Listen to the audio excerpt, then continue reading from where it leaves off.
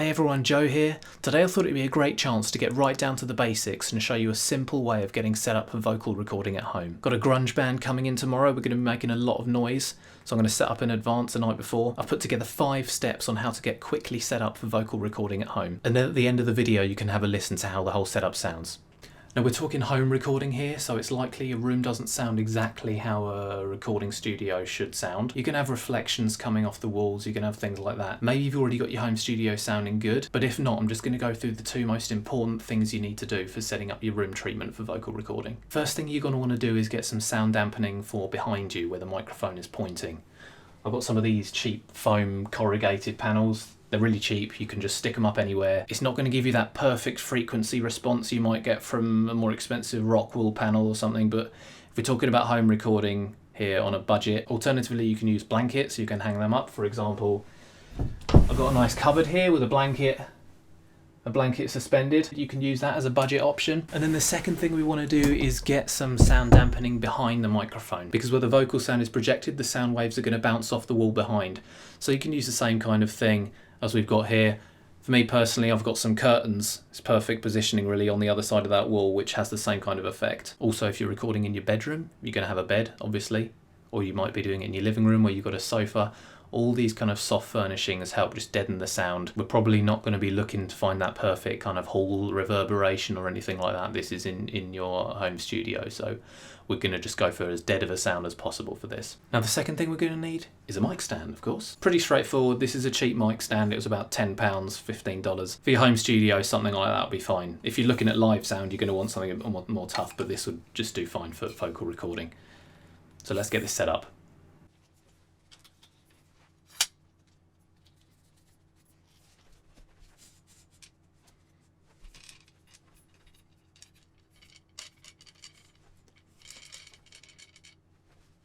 Right, so we've got the mic stand set up.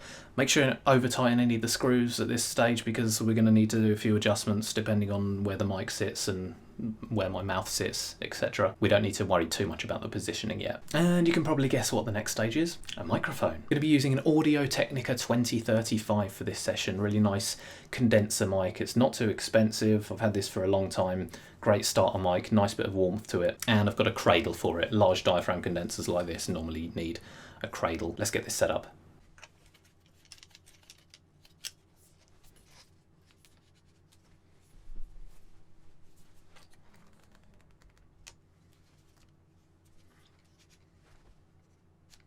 And there we go. As you can see, I've got nice and close up to the microphone there. I just wanted to make sure the capsule was level to my mouth. Before you get your mic set up, just check for any little switches as well. Some of them have minus 10 decibel pads on them or low pass filters, and if you don't want to use any of that, then just check first, because you'll need to switch it off. It's always best to check before you start recording, so you don't have to make any changes during and waste any previous recordings or have to fix anything in the mix. Now let's connect it up.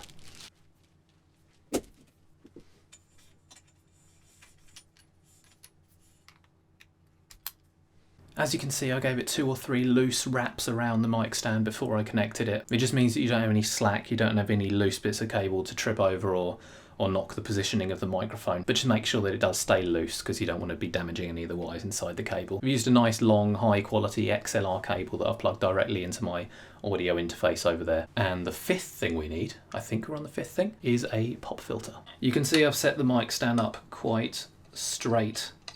That just makes it easier to position the pop filter. I'm just going to screw it onto the stand here. Oh, bit too high.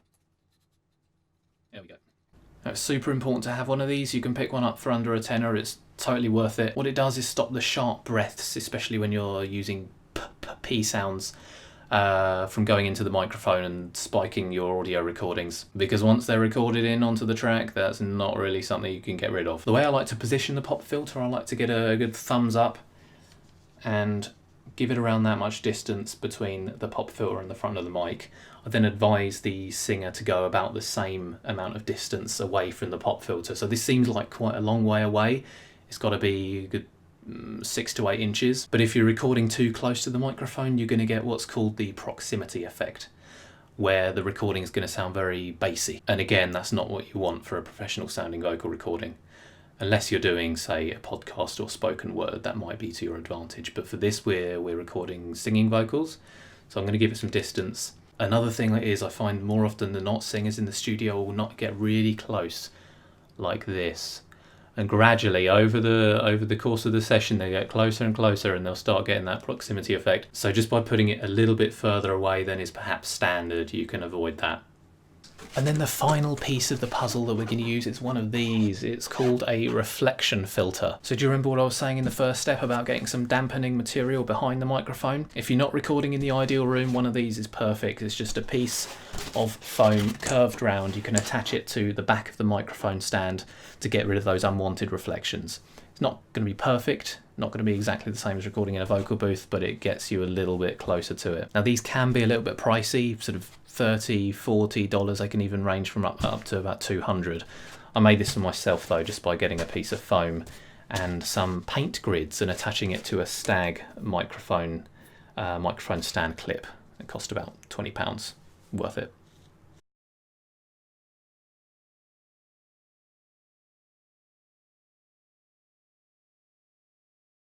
Okay, that looks all good to me. Now let's do a sound test.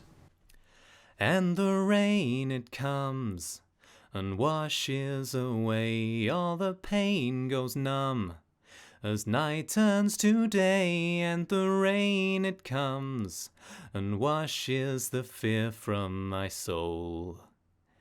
In time you will welcome it all.